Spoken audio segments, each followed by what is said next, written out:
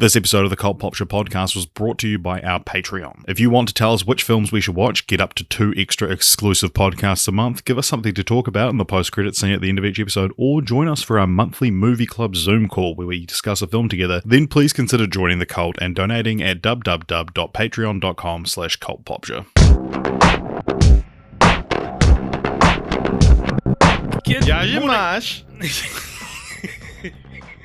We've just watched Borat 2, and we were talking about Borat. Get ready. 14 years I've been holding on to this Borat impression. And now it's released upon the world once again. We were talking about Borat 2 before we started recording, and then it was like, all right, time to talk about Halloweentown, and I started recording, and it's like, I kind of want to keep talking about Borat 2, but all right, look, we can hold that off for another podcast, maybe, because that's not what the people are here for. What are the people here for, Richard? The people are here to hear us talk about Borat. Nat! I was saying before about the great thing about Borat, and I think part of the longevity of it, is that you can't do a bad impression because a bad impression is still really funny, and like Borat already is a bad impression. Very good point. And so there's no Borat impression you can do that would be considered a bad impression. It's always funny. All Borat impressions are equal. Yeah.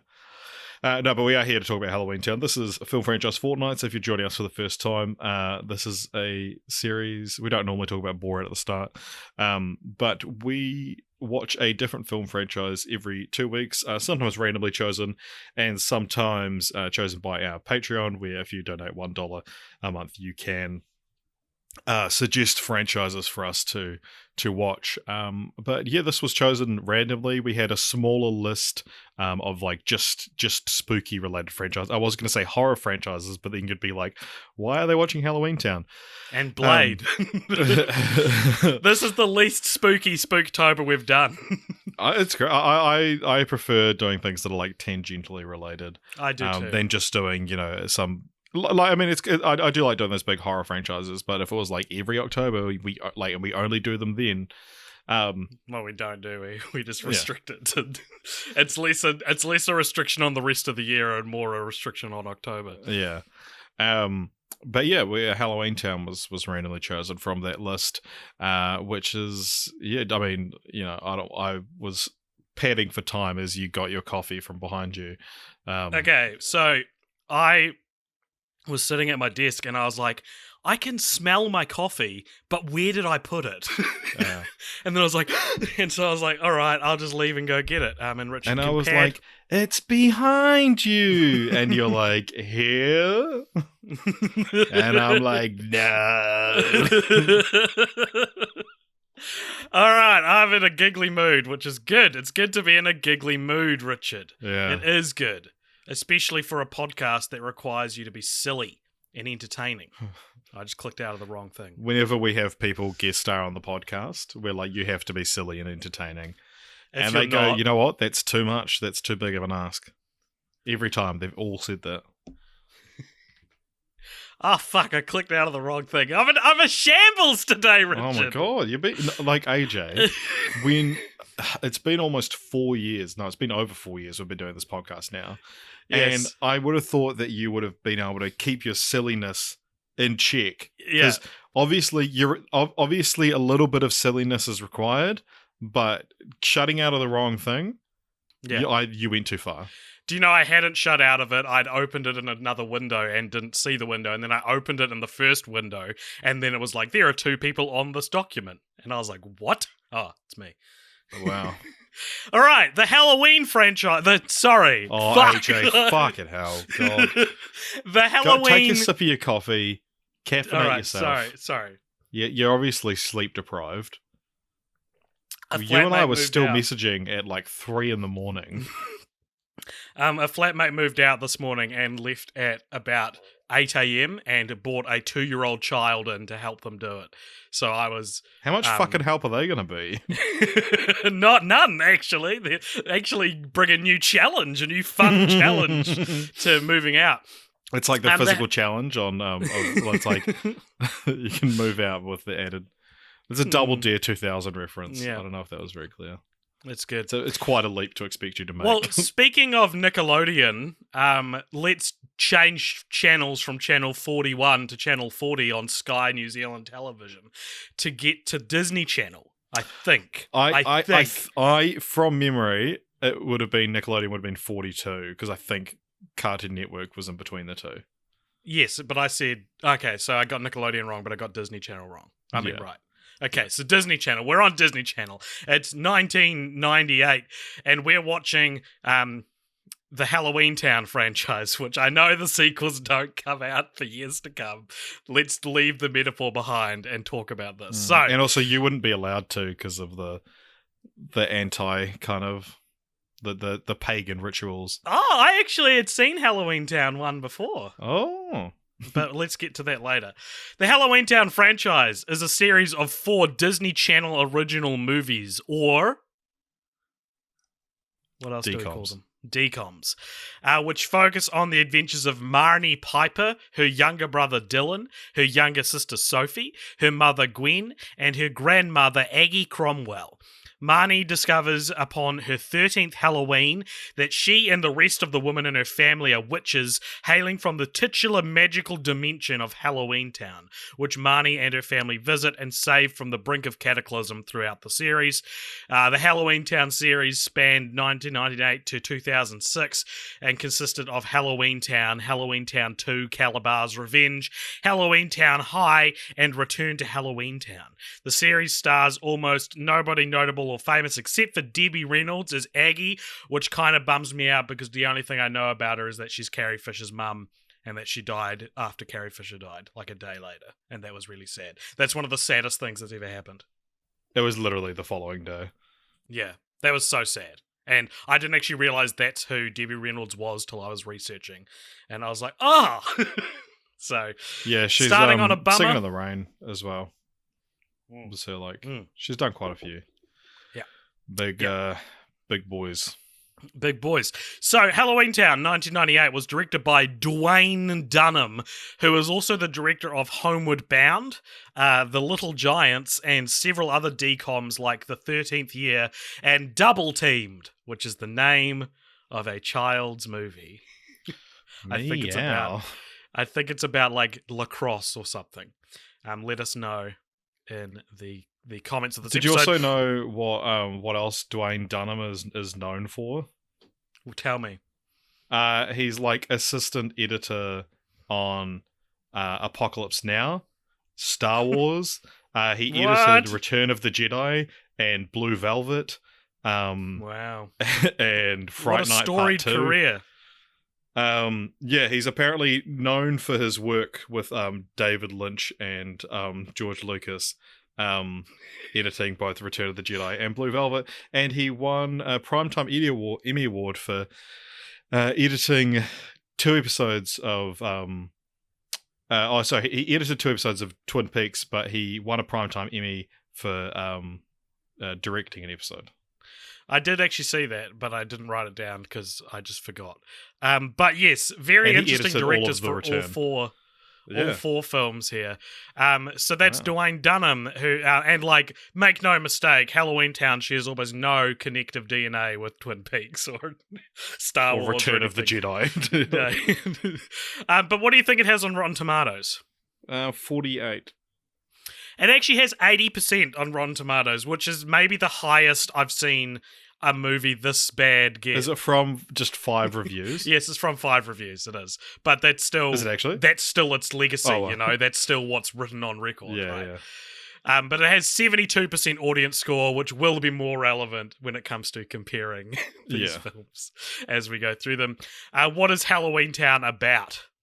So, I mean, you kind of, like, in explaining the overall plot of the series, you kind of just explain the plot of the first film, where it's like, our main trio, or Marnie Piper and her brother Dylan and Sophie and her sister Sophie, they're, like, not really allowed to celebrate Halloween, and then their grandma, Debbie Reynolds, shows up, and then they discover that they actually come from this, like, family of witches, and she and then they go to the fictional town of Halloweentown, where essentially like the goblins and ghouls that we in the mortal realm dress up as for Halloween actually exist over there. And they kind of make fun of humans. Yes. And then it's Halloween every day. Yeah.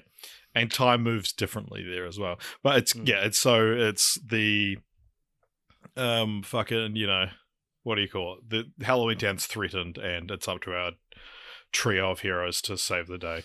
Yeah. The town mayor is named Calabar, who ends up being the villain, who is turning everyone into like angry zombies, because plot twist, he's in love with Marnie's mum. Aren't we all? From when they were kids, and she rejected him, and so he's taking his rage out, which is not as relevant as I think it wanted to be these days in 1998. But there you go.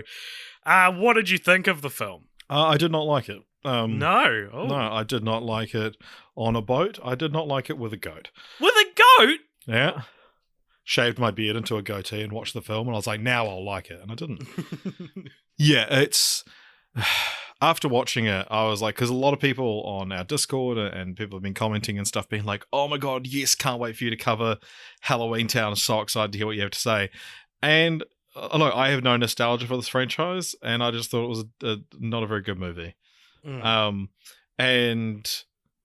I'm sorry to let everyone down who was like hoping for this like wave of nostalgia, like, oh my god, Marnie Piper was my idol when I was a kid. Like, no, you're not going to get it. It's a dumb movie. And although I will concede spoilers for the rest of the podcast, this is my least favorite one. Really? Yeah. Interesting.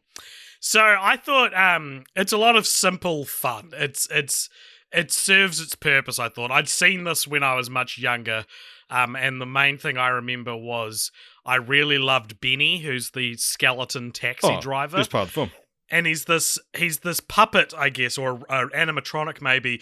And what's interesting about him is that even though he's a skeleton, he can like furrow his brow, and it looks more like he has pearly white skin, you know, on a skeleton than actual skeleton itself. And that, I remember when we watched this, me and my brother, we would like draw. We'd make up stories all the time. And for a long time after seeing this, we'd draw like pictures of skeletons that could like frown and stuff, where it looked like they had skin instead of bone, I guess.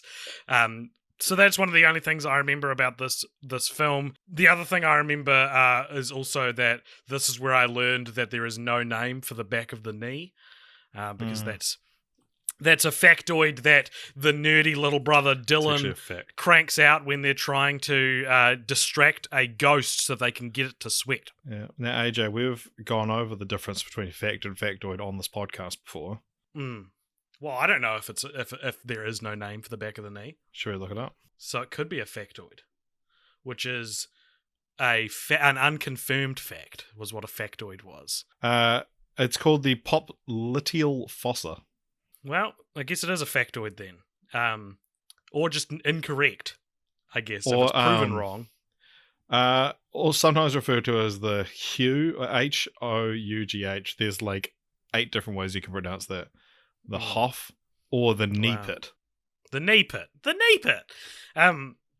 And there's also anecdote, which is, I've decided just now, is an anecdote that maybe isn't that good of an anecdote. Yeah. Do you know what there is no name for? Tell me. Your because there's like or you have like cousins removed and things like that. There's no name for your half sibling's other parent. Does that mean we can marry them? Yeah, well, you're not related by blood. Hell yeah. So if you share one parent, like if you and another person have the same dad but different mums, there's no word for your relationship between you and the other mum. Half mum. A moo. A moo and a dare. Did you find Halloweentown, the location in this film, to be somewhat familiar? Did it ring any bells? Yes. Yes? Mm-hmm. Well, okay, that's good. So Halloweentown in the film was filmed in a little place called St. Helens in Oregon, which they use because they absolutely go nuts on decorating for Halloween each year. But it's also been used as a shooting location for another film that we've covered on this podcast. So that's pretty cool. Yeah, that'll be why it was familiar to me. Do you know which one? Halloween. No, not Halloween. Is it a horror franchise? It is one that contains horror conventions, but everyone would get mad if you called it a horror franchise. Is it Forks? It is Washington? Forks from Twilight, yeah. Yeah. So this is our second franchise to film in St. Helens, Oregon, after the Twilight saga. That's really interesting. That's why it looks so familiar to me. Yeah, there you go. Like, Halloweentown as an idea, I don't have any problems with. Like, it's a cool idea. It's very similar to Nightmare Before Christmas, essentially.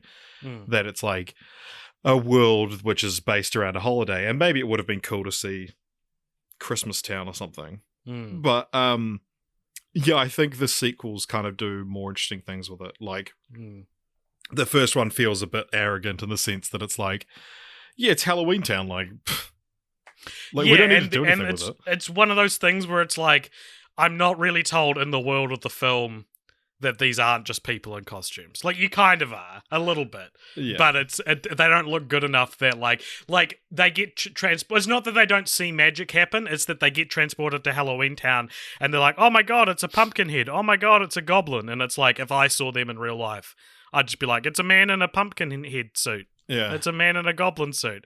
But it's not until later that they see, like, transparent ghosts and things like that. But before we get into Halloweentown 2, Richard, one other thing I wanted to talk about is the version of this on Disney Plus. It's either cropped in from 4:3 or was just shot weird because all the close-ups like cut off the people's chins and they'll be like staring. It's really bad cinematography, and I don't know if that's because of the way it's been cropped in on Disney Plus, or if this just was always that way. I don't know if this actually was a 4:3 movie at any time, which would make sense considering it's a TV movie, but who knows? Speaking of the bad cinematography, there's one. It's not necessarily cinematography is the issue, but there's a shot at the end of the film where Debbie Reynolds is talking to her daughter, the Marnie's mum, and so Debbie Reynolds is like off to the left and looking up at the mum, and the mum is looking in the same direction, and like at eye level, and it's like it comes off as really creepy because it looks like she's like possessed and just talking to the ether, but they're supposed to be making eye contact, and it's like they just had no idea. If you search Halloweentown aspect ratio, someone when Disney Plus was brand new on the Disney Plus subreddit said it's not just The Simpsons that's being screwed by the aspect ratio. I tried to watch Halloweentown tonight and had to stop within 5 minutes because every shot felt so claustrophobic. Yeah, it's a very claustrophobic looking film. Yeah. So The Simpsons got saved. When is Halloweentown going to get that option to revert back to its how the artists originally intended it to look? Yeah. Before we move on, Richard, I've got some dumb IMDb trivia for the first film. Ooh. So this, of course, is when we go to IMDb, you go to the trivia section for different movies. All the trivia is user submitted, and some of it's just real fucking stupid. So here is a couple of pieces of dumb IMDb trivia for Halloweentown. According to Kimberly J. Brown, who plays Marnie, the flaming hairdryer Marnie accidentally picks up is actually real with real flames, and there was no special effects involved. And look, that's cool that it was a real flaming hairdryer, but it says the hairdryer she picks up is real with real flames, which implies that she's just as amazed that the hairdryer is a real hairdryer. Or that like it's the hairdryer is real with real flames, that it's like they didn't rig it in any way. This is just straight off the shelf. Right, yeah. Authentic hairdryer with flames. But technically, like, it's not a visual effect, but having a rigging a hairdryer to shoot flames is still a special effect. It's not computer generated, but right, there you go. And another piece of dumb IMDb trivia: during an interview with the Baltimore media blog last month, Brown revealed that the character Benny, a hilarious talking skeleton that drove a taxi, was a robot. Now, originally I put that down because it's like, He's not a robot, he's a skeleton. Yeah, is she saying that it's a skeleton, that the character is, because it says the character was actually a robot, not that the model was a robot. But then also the fact that it says during an interview with the Baltimore media blog last month. So I don't know when you wrote this. Don't write last month in your IMDb trivia. What if the blog was called last month? It's not. It's called the Baltimore media blog. Yeah, like it like presents. It's a media blog from Baltimore called Last Month. All right, I'll allow it. Halloweentown 2, Calabar's Revenge, 2001, directed by Mary Lambert, who directed Pet Sematary 1 and 2, the original Pet Sematary films, and she's directed a whole bunch of other stuff, but her most recent film, Richard, was Mega Python versus Gatoroid for the Asylum in 2011. Very interesting that... and it's a female director as well, which is less common. So she directed a pretty well-received Pet Sematary Stephen King adaptation, directed its sequel, then made Halloweentown 2 and Mega Python versus Gatoroid. So I don't know if she considers that a lateral career move or whatever's going on there, but I hope she's okay. I hope she's happy. I looked her up. She's 69. Nice. That's pretty fun. So this doesn't have a Rotten Tomatoes score, but it does have a 62% audience score, so 10% down from Halloweentown. What is this movie about? Okay, so this movie is about Calabar's revenge. So there's this cute new boy called Cal, who Marnie is interested in. And essentially, it turns out he's evil. He's Calabar's son, from the first film, and which is weird to put his name in the title of the film. Yeah, it's a spoiler for the first film. When you watch the first film knowing the second one's called Calabar's Revenge, and you meet Calabar, you're like, okay, well, he's not the bad guy. He's clearly going to get revenge at some point. So I guess this is a twist. So it outright spoils the ending of the first film, but Calabar isn't even in Calabar's Revenge. Yeah. They didn't need to call it Calabar's Revenge. Yeah. But so his evil plot is, so they go back to Halloweentown at one point and it's all like black and white. And it's boring and everyone's here. He's and put it's a curse on. It's supposed to be this like satire on the mortal world. And then the flip side of that, so he's essentially turning Halloweentown into like this boring mortal world where no one's going to have any powers. And then at the same time, on the strike of midnight on Halloween, everyone's going to turn into their costumes in the real world. And this to me, I was like, that's a great idea for a Halloweentown plot. Right. Like you introduce the concept of Halloweentown. That's obviously what you do with it. Right. Well, interesting, because I thought, you're right, in concept, it's a good idea, but the funniest part for me was that Cal, as you say, he curses all the humans at the Halloween dance on Earth, in the mortal world, so that they all turn into the monsters they're dressed up as, but because the budget for the series is so low, it just looks like they're all wearing slightly better costumes than they were before they were cursed. Yeah. Which is really funny. And you know, I was able to kind of like accept that was going to happen. But yeah, I was like, if you would pitch the idea of this film as a sequel to Halloweentown, and you go like, Halloweentown is sick of having to live in the shadows. They want to be able to live in the mortal world, and they're looked down on. It's like Blade 1. Yeah, they're looked down on by the rest of by the mortals, and so the revenge plot of the bad guy is to bring the mortal world down to their level as they see it. But then, you know, they would learn a thing or two about acceptance at the end of it. I thought this was a step up from the first one, while still not very good. I really really liked the idea of it. I guess so. That was enough to get some goodwill from me. As a 27-year-old man, the first film was about how long I'm willing to give this concept, though. So, like, this one, if I'd watched this one first, maybe I'd agree. But because by the end of the first one, I was like, I'm I'm over this. I don't know if I was able to give it the same goodwill. I did note, though, that I thought it was pretty good sequeling, that it's like Marnie is trying to now save Halloweentown from this curse of them becoming all grey and stuff. So that's cool. Yeah, on paper, it does a lot of things right. Yeah. Like, yes, the sequeling, the titling is stupid, but yeah, it's she has a sense of ownership, and she's like kind of heralded as like a bit of a hero in Halloweentown at this point. Yeah. And yeah, did you like how Dylan really quickly ditches his culturally appropriating sombrero before he turns into a real Mexican? And for Sophie for some reason is dressed as a real cowboy, but doesn't change when everyone else changes. Wow. I wonder why that is. That because she's a witch, but she's already a cowboy. Gwen's a witch, and she's still changed.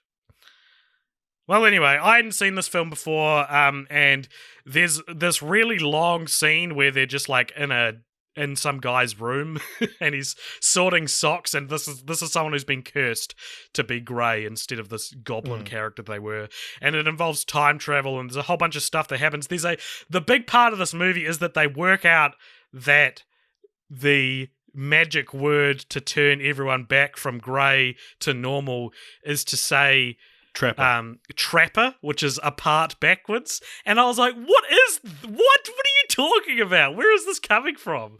I thought that was very strange. It didn't feel like it had any reason to be apart backwards. Like the word apart like was that not. movie Enola Holmes. What happens in that? Well, her name is alone backwards. I haven't seen the movie, but apparently that's a part of it. It's part of it. Okay, interesting. But yeah, like why if it was like something like I don't know, color, the word color backwards, then it's like right, because it brings color back to them. Yeah. What's color backwards? Rolock. Rolock's dope. It should have been Rolock. But yeah, it's trapper because that's apart backwards. But what significance to the spell does the word apart have? I'm asking you, Richard. Oh God, it's been so long since I wrote it. Do you have any other observations or things you want to talk about with this film? I think it's pretty cute that at the moment, 19 years after this film came out, that the actress who plays Marnie is dating the actor who played Cal. Yeah, she has a few love interests over the course of the 4 films, and the one she's actually with is like the one who's like irrevocably evil by the end of the film. Dumb IMDb trivia, apparently, according to IMDb, this film had a much darker tone than the rest of the series. It's like that feels subjective. I clearly didn't notice that it was a darker tone. The stakes were probably high. It's very Halloween 3 Season of the Witchian in some ways. Like the masks being bonded to your face. Right. That's true.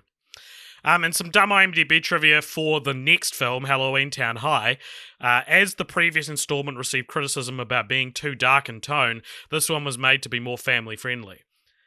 Which is like, I didn't pick up on any of the stuff. I didn't pick up that Halloweentown 2 was darker, nor that Halloweentown High was more family-friendly. But Halloweentown High came out in 2004 and was directed by Mark A.Z. Dippe. Mark Crazy. And he directed the 1997 Spawn film. He also directed Frankenfish, which I think is another Asylum film, plus 3 Garfield movies.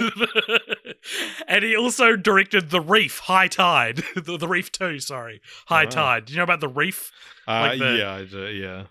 It's not so much like the Pepsi version of Finding Nemo as it is the Pepsi version of Shark Tale. Yeah, because the film it's a sequel to is actually called Shark Bait. Really? Yeah. That's funny. So yeah, Mark A.Z. Dippe joins the directing alumni of Halloweentown for having very strange and untraceable careers. You know, well, not untraceable, but like you don't go, oh well, this is a Mark A.Z. Dippe film. Yeah, I can't wait to see. Unless it's the 3rd animated Garfield film, and then maybe you would say that. Yeah, I can't wait to see what the next film holds in terms of directorial talents. So it's set a couple of years after the last film, and Marnie sets up a student exchange program between her Virgin Mortal School and the Chad Halloweentown High. And she gets, so the bunch of new students she gets in, you got like, there's like a warlock and a troll and an oak, but they all look like normal human beings. One of which is played by Ryan from High School Musical, and another one is played by Kelsey from High School Musical. So that was really cool to see them. And then what's the actual like fucking stakes in this film again? The mythology is that she makes a deal with the Halloweentown like elders that if she can successfully merge the worlds of humans and Halloweentown monsters so that everyone can get along, then they'll get to stay and people will get to cross over. But if she fails, she'll lose her witch powers. That's the bet that she makes. And then there's also like these knights, these like legendary knights, which we're probably not going to talk about them, so I don't know if I need to outline their mythology exactly. But they're trying to sabotage Marnie's goal. And it's also worth noting that about halfway through the film, the elders are like, this isn't working, we give up. And then one of them's like, listen, you can keep your powers, we just want out. And it's like, Marnie, why would you not take that deal? Like, it was a bad plot beat. It's bad storytelling to halfway through the story go, we can take away the high stakes. Yeah. But yeah, fair enough. Anyway, this film doesn't have a Rotten Tomatoes score, but it does have a 65% audience score, which is 3 more than Halloweentown 2. And about 7 less than the first film, audience score-wise. Yeah. What did you think of Halloweentown High? Did you like this one more than the last two? What's the deal? More than the first one, not as much as the second one. This should have just been a backdoor pilot for a TV show. Right. Like, I don't get why you would make a film called Halloweentown High and then not, like, make a TV show out of it. Well, I mean, maybe it's just not what they wanted to do, but it does feel like it's a good idea for a TV show, I guess. Yeah. Yeah. This is the one I feel like I have the most to talk about, strangely enough. Interesting. I think that it's the most interesting film of the 4 because for a lot of it, it feels like it's going to avoid the sort of incomplete and not entirely accurate parallels to like racial discrimination, which feel like it's about like foreign exchange students turning up to a school and trying to make sure that everyone can get along. And for a while I was like, man, they're really not going to touch on these obvious parallels. But then they jump right in and be like, yep, that's what the movie's about. It's about racial tolerance. And in the end of the movie, they actually solve racism, Richard, by proving that a shockingly small sample size of humans are able to grow and understand and respect supernatural humanoids. And this happens just after those humanoids could and nearly did kill them all. Because it ends up being that the elders themselves, well, the lead elder is the knight, and he's trying to sabotage them, and so at the Halloween fair that the school puts on, like a giant skeleton gets loose and starts terrorizing the school, and after that, a bunch of humans are all like, you know what, he may be a werewolf, but he's a damn good quarterback, so I forgive him. And it's one of those disturbing racial parallels that like X-Men do and Zootopia do, where it's like, okay, but in these worlds, there's actually reason to be racist. There's maybe racist. There's reason to be scared of a lion if you're a sheep, and there's reason to be scared of a mutant that can destroy you in one click of their fingers. As when in real life, there's no reason why you should be scared of someone from another race.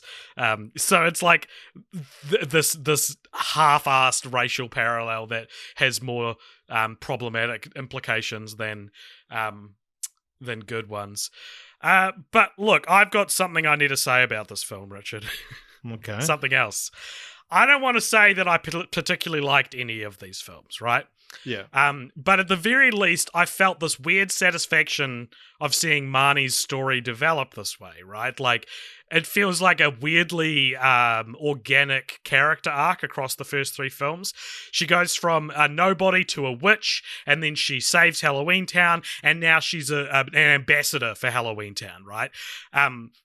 And it's good sequeling because we're seeing a character develop and slowly take control of the kind of crux of the film. And rarely do we see a third film in a series which has a character arc continue this well. Yeah. Halloweentown, Richard, should have been used as a blueprint for Finn in Star Wars. Right? Because it's a nobody who becomes part of a community, saves that community, and then becomes an activist for that community. Right? So a lot of people were pointing out one of the biggest problems with The Rise of Skywalker is that Finn doesn't do anything, whereas almost immediately people were like, obviously Finn and The Rise of Skywalker should have led a stormtrooper coup d'etat. Yeah, but instead right? he's shooting his stormtroopers down and going, woo! Yeah. Because he's a dissenting stormtrooper. Then in the second one, and The Last Jedi, it's sort of, his story arc is sort of like he learns that there's a bigger world than just him escaping, like he learns that how much war is destroying the galaxy.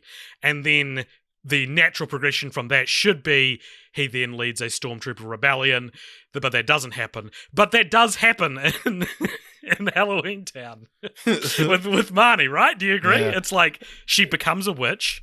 Yeah. Then she saves the town that she's now, been adopted by, and then she becomes someone who's an activist for that. Yeah, well, as far as like third parts go, I probably prefer this to Rise of Skywalker. Well, it's like, Rise of Skywalker is a weird example because it's just a bad movie anyway. But like these are not good movies. But if you can look at the art of sequeling separate from the quality of the movie, the first three are pretty good sequels. Like they're pretty good character progression. And maybe it's because there's so much TV show DNA in them that it's just like they're basically just episodes of a TV show, which tend to be more prepared to grow characters and change characters. Also, as well, it's some randomly placed useless statistics. Tell me. This is our second franchise to use for a sequel titling scheme to use the name of the franchise and then make it into like an educational institute after Monsters University.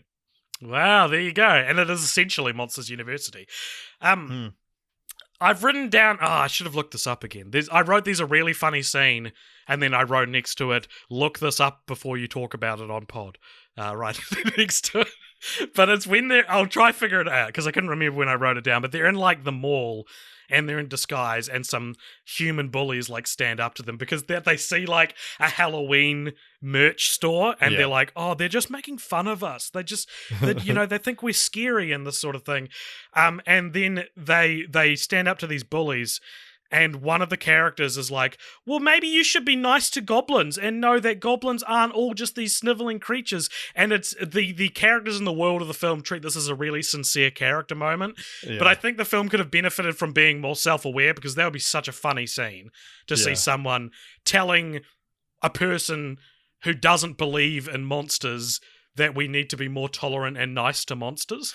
Yeah, like actually imagine if someone just said that to you in real life. You have no reason. It's not even just not believing in monsters. It's having absolutely no reason to believe that they're not real.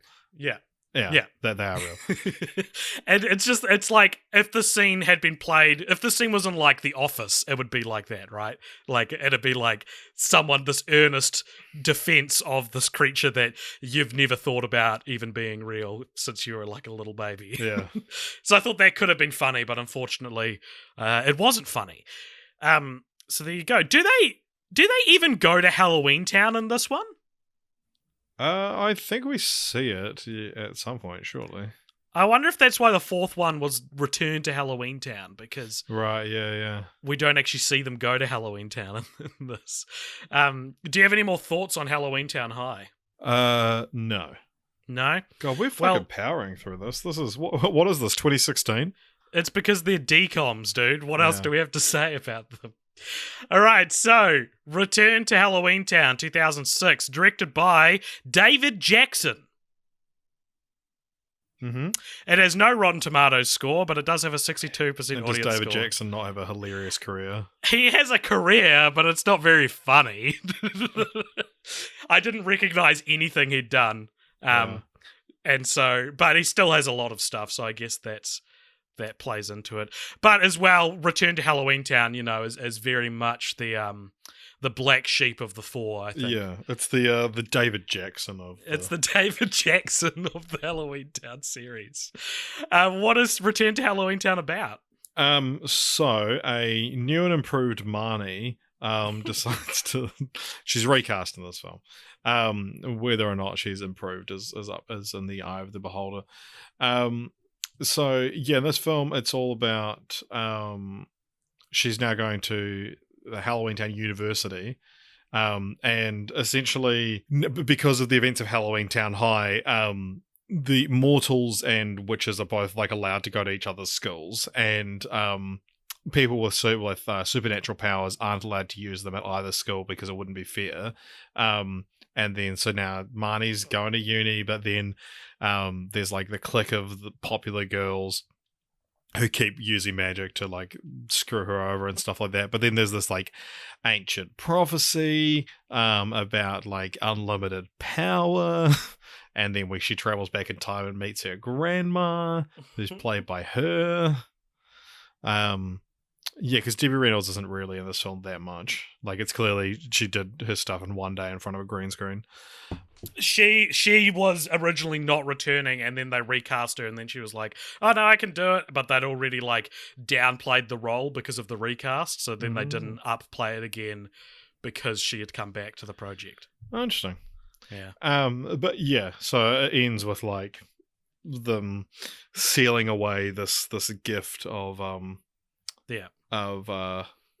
it's like an amulet that can compel anyone its wearer tells them, get them to do whatever they want. So if you wore this amulet and you were like, "Give me your pudding," I would have to give you my pudding. Yeah, but and also it toys with the like absolute power corrupts absolutely kind of thing of like there's no way to use this for good.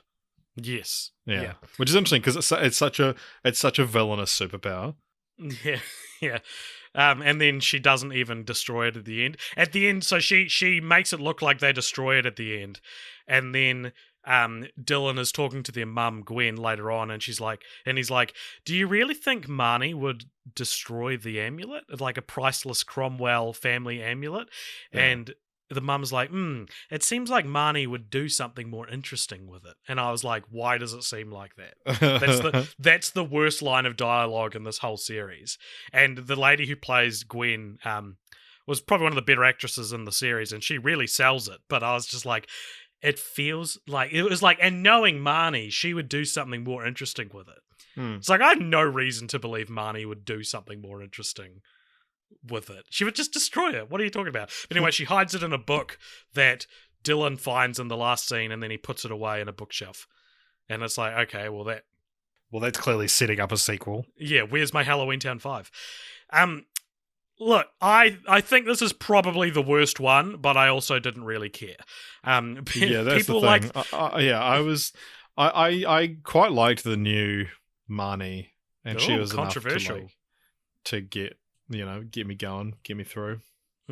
Okay, because people act like this one is some big fall from grace. Like, this is the one that's like, oh, good thing they never made a fourth Halloweentown film. Yeah, which is like, oh my god, I hate when people do that with good franchises. When people do that with like The Matrix and shit like that. There was an Indiana Jones 4. It's fine. We can move on. Yeah. And obviously people think this because Sophie is off screen training to be a witch for the whole movie. Yeah. No, I'm kidding. But Sophie is not in this movie, interesting enough. She retired from acting, and our dumb piece of IMDb trivia for Return to Halloweentown lets us know that after Halloweentown High, Emily Rosk, who plays Sophie, retired from acting. Emily's family eventually moved to Surprise, Arizona, which I presume is a town in Arizona, and not being like... Move to Surprise, Arizona! It is a city in Arizona. So that's pretty funny. You look funny. her up on IMDb and she has no credits after Halloweentown High, which is pretty cool. Well, no, I don't know if that's cool, but it's interesting. It's very cool. But yeah, Marnie recast. But why, Richard? Why would they recast I don't know, Marnie? please tell Kimberly me. J. Brown did such a great job, and Sarah Paxton gives it her all, but she's just not my Marnie. She's not my Marnie. Hashtag not my money. Yeah. All the other cast members return except for Sophie, for their roles. So like the guy who plays Dylan is back. The lady who plays Gwen is back. You know, like Lucas Grabeel is back. What's his name again? Ryan from High School Musical. Yeah. He's back. But Marnie was replaced in this film by Sarah Paxton. Early reports of like why this happened. There was a rumor that Brown was filming a movie called Big Bad Wolf, but apparently this just isn't true. Like the productions did not cross over, and so that's not really the reason why she wasn't asked to come back. Some people on the Discord, on our Cult Pop Discord, they were saying that it was because she was recast because the actress had gained some weight. But I couldn't really find this reported anywhere. I had to actually Google recast Marnie actress gained weight Halloweentown to find anything. And even then it was just like a comment on a forum. Right. So as far as I know, there is just there's no told reason why she was recast. And apparently she was never told. There's an interview with her where she says she never found out. But if you go on Kimberly J. Brown's IMDb page, you know how like on the side it has user lists, and it will tell you like lists that users have made that feature either that actor or that film. Mm-hmm. The top one that she is in is a list called actresses who need to go nude, where she ranks number 29. Demi Lovato is number 1. Wow, that is a relic from a different time. So this was the list was made in 2014, which she was just coming off the back of, I guess she's in Low Winter Sun, and that was in 2013. But yeah, that's interesting. Do you want to know who else is on the list? Who else? Emma Watson, Jennifer Lawrence, Shailene Woodley, Kaylee Cuoco, Chloe Bridges, Jennifer Aniston, Lauren Graham, Emma Stone, Miranda Cosgrove, Jeanette McCurdy, Anna Popplewell, Georgie Henley, Mila Kunis, Ashley Tisdale, Selena Gomez, Karen Gillan, Billie Piper. Billie Piper's done a lot of nude scenes. I was gonna say I've got some like great... she's not a Billie Piper actress. Secret Diary of a Call Girl. Like, I've got some great news for some of the people. Yeah, on that Stacey list. Farber, Bridget Mendler, Rachel McAdams, Jennifer Garner, Tina Fey, Amy Poehler, Christine Applegate, Tina Fey and Amy Poehler. They're Melissa like Joan Hart, Taylor Swiftler. This is just every female actress. Yeah. Well, they clearly have a type. There's shows that you can clearly tell that they're into. I like Tina Fey and Amy Poehler. Look, I like Naked Woman as much as Nick. And I like Naked Woman, but Tina Fey and Amy Poehler aren't the kind of actress that I'm like really they need in all caps to go nude. Exactly. Like no one needs to unless it's right for the film, you know, whatever they want to do. But I would never have thought that people were clamoring for an Amy Poehler nude scene. Not that she's ugly either, but anyway, what a fun little hole I dug myself. So we don't know why she left, but she did leave, and that's about all I have to say about Return to Halloweentown. There's more time travel in this one. There's not as much fantastical elements. I tried to take really funny photos for our Instagram of all 4 films, and the 4th one I real struggled with because just there's no like wacky monsters like ogring. There's the Snot Troll. Yeah, there's Snot Troll, but you can't really make out the snot when you're taking a photo of a TV, you know? Yeah. Played by Christopher Miller, but I don't know if it's Christopher Miller who directed Shrek 3 or Christopher Miller from Phil Lord and Chris Miller. Or some other third Chris Miller who's different. Yeah, it's one of them. Cool, so, Richard... continue the franchise. If we were going to continue this franchise, if we were going to make more Halloweentown movies, let's talk about what we would do there. But before we do that, let's talk about this instead.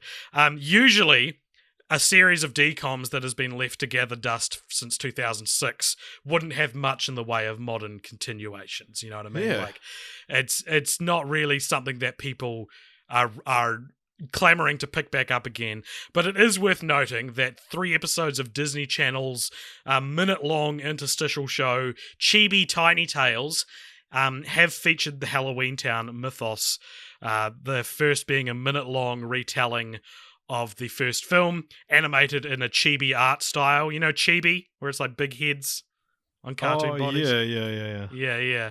And there's 2 more about Marnie getting a haircut and one about her going on a date with Luke the Troll. They all came out this year, and you can watch them on YouTube, and I probably enjoyed them more than the actual films.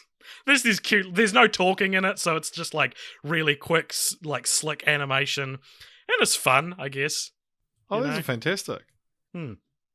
Very easy film franchise follow-ups if we're ever stuck for one. Creator of the series, Sherry Singer, has also said that while there are no plans for a 5th film, she would like to do either a musical or a prequel. And that, so, feels like all roads lead there eventually. And also the original actress, Kimberly J. Brown, you said she's married to Cal from the second film. She's with him. I don't know if they're married, but they're together. Oh, they're together. And she has a TikTok, you said? Yep. She's got a TikTok. She's got a YouTube channel where she does comedy sketches. And she only has like 30k subscribers. And that's absolutely an approachable level where we could probably get an interview with her and ask her for what must be the millionth time why she was recast. Wow. So that's all that's in the way of the future of the series. We could probably get both of them to a double interview with Kimberly J. Brown and Daniel Counts.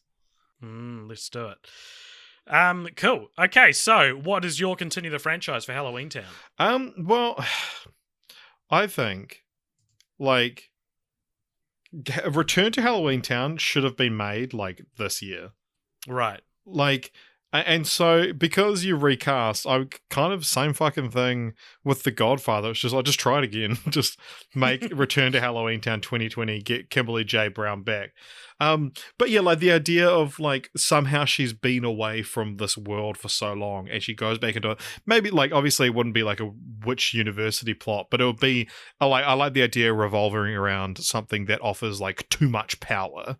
And Marnie having been like some kind of chosen one, like she's the one that's destined to save it, and it's like coming back to like your hometown when you've moved away and like everything's changed, it's all been gentrified, and like seeing that and because the worlds had kind of mixed somewhat in the sense that like they were allowed to attend each other's schools, but no one was allowed to use magic. That, like, obviously there's going to be a little bit of Halloweentown erasure. And so Halloweentown still exists, but it's going to be gentrified. It's going to be all colonized. The mortals will have moved in and made it like the mortal realm. And so it'll be about this, like, wow, I didn't realize how like watered down Halloweentown has got. Let's throw like a big Halloweentown Halloween bash and return Halloweentown to its roots. Nice. Very cool. My continue the franchise is called Halloweentown. And Michael Myers has turned up to Halloweentown, Richard, and he's just indiscriminately killing all the pumpkin heads, all the vampires, all the goths, the goblins, and that's the fun joke that I came up with. I also came up with Halloweentown, which is a town that's based off the movie Halloweentown. Nice. I thought with the Michael Myers idea, it could also be Halloweentown in the sense that you go to Halloweentown and like everyone is either a Michael Myers or a Laurie Strode or like, a Mike Myers. Or Mike Myers. Excellent stuff. That is my continue the franchise. Richard, let's rank that franchise, select the next franchise, and get out of here early. Go get some beers. So, on our Letterboxd, we have a list where we rank all the franchises, and it's time to add Halloweentown to that list. So I'm going to add the first film, which will represent the whole series. And there we go. All right. Now, any ideas, any immediate places you think we should rank Halloweentown? What's it out of? 117. 117. You reckon it's worse than Dungeons and Dragons? No, it was not at all. Let me just pull up the ranking. It's definitely going down the bottom somewhere. All right. I'm thinking around the Big Fat Liar, Bring It On 300 area. Oh, yeah. What do you think? That's 106 to 109. Or 108. Looking at the... Yeah. Although, looking at, like, what's, like, around 100, there's a few ones, like, Bad Moms and Boondock Saints that it's like, I might like these more than those. Nah, they're way more accessible and way more, like, palatable, though. Like, Bad Mums is like... I would happily sit in a room with Bad Mums on the TV, whereas I wouldn't do that. Well, I would love to watch Halloweentown with someone who grew up with it. Right. Yeah, let's put it between A Cinderella Story and Cats and Dogs. Okay, so that's 103 then. Yeah. All right, so the 103rd best franchise we've watched, which is a very generous way of saying it's like what the 15th worst fun one we've watched. Cool. So there it is. You can check that out on our Letterboxd. There'll be a link to that in the show notes, as there always is. But I don't know if I've ever actually acknowledged that. And Richard, if we go to our Patreon, this is a very confusing poll this week. So every second franchise we do is voted on by our patrons. But this got a bit complicated because we put up the poll and then we were like, oh wait, this will be for Halloween. Yeah. This was a month ago. And so we put that poll on hold and put up another poll for a spooky franchise, which is how we got Blade. And so the old poll, we closed it. And we suggested, we took our suggestion from that, which is the one I think we're going to go with. But if you go and look at it now, the winning result is now not the winning result. We can just delete the poll. No one can fact check us. And so we control the media. So we're doing. What do you think the next? You know what it is. What's the next franchise we're doing? Do you want to give me a clue? It starts with the word ocean. Ocean Eyes by Billie Eilish. It's Ocean Eyes by Billie Eilish. The first time we're doing a song for Film Franchise Fortnights. Very good. We're doing the Oceans series, which consists of Oceans 11, Oceans 11, Oceans 12, Oceans 13, and I know what you're thinking, Ocean's 8. And so that is what we're going to be doing the next franchise, which will mean that the franchise we do after that one, Richard, the first film will be our 500th film that we've watched for Film Franchise Fortnights. And I think that's pretty special. Yeah. And so we're currently deciding, because it'll be one that's randomly chosen, it won't be a Patreon suggestion. We're currently trying to decide, like, do we make it something real funny, or do we go for like a good one, or do we just like do it randomly and hope for the best? So I guess tune in next fortnight to hear what we ended up doing. The decision we made, yeah. And hey, if you want to add your 2 cents to this idea, you can actually get on the Discord. That's the best way to contact us. And there's a link to the Discord in the show notes below, along with links to our Facebook, our Instagram, our YouTube, our Twitter, all the different social medias that we're on. You can also email us at cultpopturemedia@gmail.com, and you can, if you feel like you like this show enough to give us money, you can donate at patreon.com/cultpopture. But Richard, I think that's the end of the show. That's the end of Halloween. That's the end of Halloween month for Film Franchise Fortnights. Yep. For the Cult Popture podcast. Spooktober is over. It's time to return to the land of the living. And as we do, let's listen as this music fades out into our obligatory post-credit scene at the end of each episode. Richard, any more final thoughts on Halloweentown before we close stop out? asking me that. Okay, I'm sorry.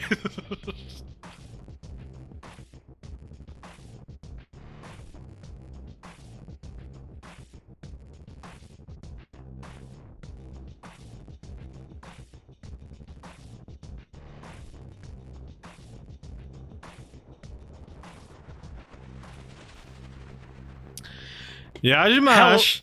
Yak Shamash. Welcome to the post-credits scene. I like you. All right. Oh my god. Borat impressions are back, dude. Oh my god. It's like I was made for this, dude. 2020 hasn't been that bad after all. It's been worth it for Borat too. I'll let 200,000 Americans die before I stop doing Borat impressions. I shouldn't have laughed so hard at that joke, but there you go. This is the kind of taboo content you get in the post-credits scene. It's crazy. Do you reckon people are going to listen to this in a couple of years and be like, because in Borat 2, there's a bit where Mike Pence says, like, America only has had 15 cases of coronavirus, and it's like clearly, recorded a very long time ago and was probably fucking bullshit at the time. But that people will listen to this and be like, wow, when they were recording this, there was only 200,000? That's insane. Yeah, I hope so, Richard. No, I don't hope so. So this is our post-credit scene, which is at the end of every episode, we get a little game or a question or whatever from a patron over at patreon.com/cultpopture. If you donate $5 or more, you get to submit one of these. And this question today comes to us from Brent Taylor, who asks the question, would you rather, quote, make it big, unquote, with Cult Popture or something more traditional, like sell a film, script, directing, become the new Zac Efron? I would do what an appropriate anything. Question after doing another decom that is a High School Musical. If I could become the next Zac Efron, God, I would give anything. Just like not even to get famous, just to be that fucking hot and have that body. Yeah, I don't know. I know you're kind of more leaning towards Cult Popture, probably, aren't you? I mean, it certainly feels more achievable, doable. Yeah. Than to actually, I would like to do both though. Yeah, I would think that if I made it big doing a film, I could probably dovetail that into Cult Popture, like David F. Sandberg does with Pony Smasher. Exactly. Yeah, I think I would rather something more traditional. Film scripts, directing, and whatnot. But then I don't know. There's a very kind of there's an intimacy to the making it big with Cult Popture. It feels like where if we were like fucking huge, biggest like that, like the Discord, like half of all the human race was on the Discord. It's still like I get to interact with these people. Whereas I feel like if you become a famous director, that's kind of like you lose that a bit.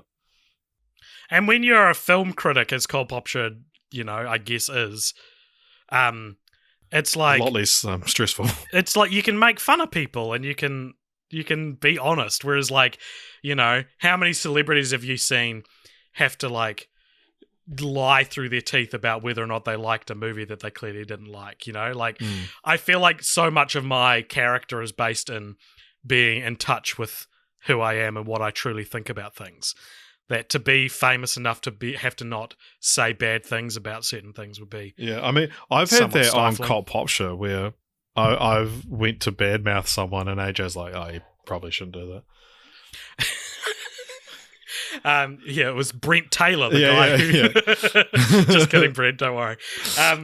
You're like, oh, dude, he's asking the question. It was only like a minute ago. So there you go. I think, to answer your question, Brent, I think it's a bit of both. It just feels like Cult Popture is more likely to be big than me selling a film script or anything like that at this stage. Yeah. I'm sure you could sell. I'm sure we could both sell film scripts or direct. Not become the new Zac Efron.